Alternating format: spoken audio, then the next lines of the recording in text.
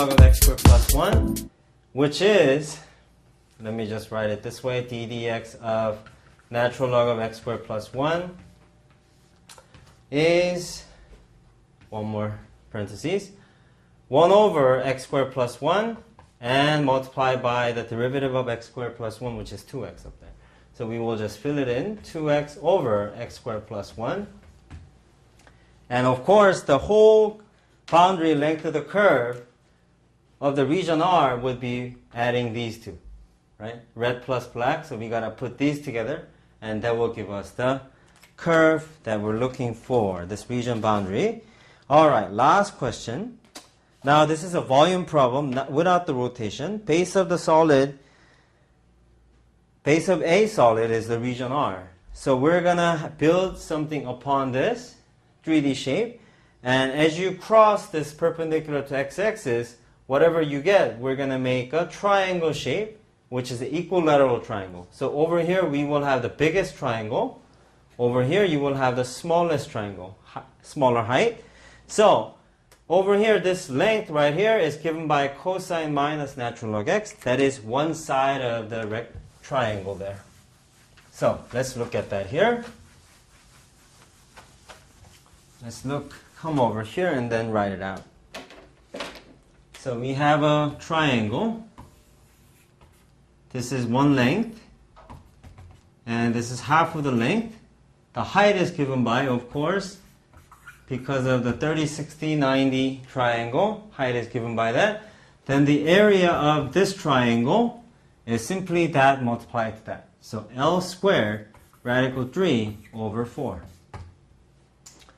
Alright, but here, in this problem, what is my L? One length is given by cosine x minus natural log of x squared.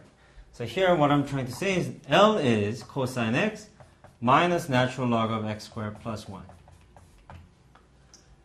And to use that area, well, it's not just the area, but the volume is area integrated, right?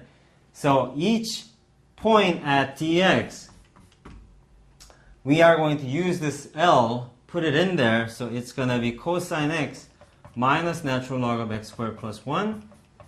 That gets squared, and radical 3 over 4. And of course, this is going from minus k to k. And that's all they wanted, and you don't have to evaluate it. So that's a pretty good form. And we will move on to a next question. All right, here's 97, number 4. We have a parabola that is on the sideway, and I just drew a picture. You guys notice that it's always going to cross that 2 right there. And depending on k, k is greater than 0, so it's going to be narrow or wider. That's all the difference here. So A is they want you to verify that for any k that is greater than 0, this point is always on this parabola. That's really simple, just plugging in the number. When x is 4, y must be 2 over radical of 2k. So k times this thing squared plus 2 will give you k, 2 over k plus 2, which is 2 plus 2. Done, right? That's really easy. Second part of the question is, tangent line to this curve at this point is always going to pass through the origin. The first thing that we need to do is find dy dx of that, right? But this kind of weird form, by using implicit or just thinking outside the box, we get 1 and then 2k y times dy dx and 0, right? So dy dx is equal to 1 over 2ky, right? Now plug in that y point that I have. Over here, dy dx is 1 over 2k times y is y equal over that. Okay, then what is my radius, or what is my slope? Over here, we calculate things, and then we end up with 2 radical 2k. Using that, we will make a line that passes through that point. Well, I know that this is my slope now. So y equals to this thing, x plus b. And it's going through only one point that I'm interested in, which is this one. So let's clean up some room here and then make things work for us. So close everything here. And then we will plug in y. Let's just rewrite it over here. 2k x plus b. Put it in here. We get radical 2 over k is equal to 1 over 2 radical 2k times 4 plus b. I'm looking for b here. Well, canceling things out here, that goes away, this goes away. That's going to leave you a radical 2. And you see right away that this is just going to be 2 over k plus b, which makes b 0. All right, that goes away because of that, right? And you can see clearly that this will go through the origin. 0 will give you 0. Good. So checked. B is done. All right, last question. Let R be the region in the first quadrant bound by the x-axis and line x plus x equals to 4. Integral expression for the area region. And we need to show that the area decreases as k increases. All right, C part, we're looking at this region right here that is cut by x equals to 4, and not the whole thing, but we're looking for this thing right here.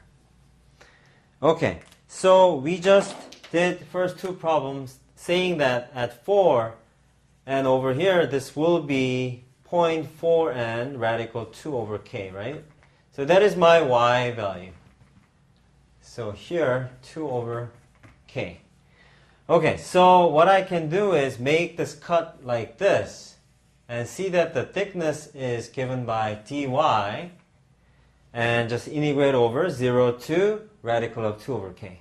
So I'm going to do this, and here's the thickness, here's the length of the height of the object at that point, right? The height is given by 4 minus the length, the x value at that point. You guys see that? Okay, so it's going to be 4 minus x here. But x is given in terms of y. So we could change this to 2 over k and 4 minus ky squared plus 2 parentheses and dy. Do you guys see that? Yes. So this is the length and this is the thickness, and we're going from 0 to that point. So integrate that, we get the area, the region covered by x-axis and the curve and x equals to 4, just in the first quadrant. So that concludes, oh, we have one more thing, right? Show that this area decreases as k increases. So we just need to do some work here.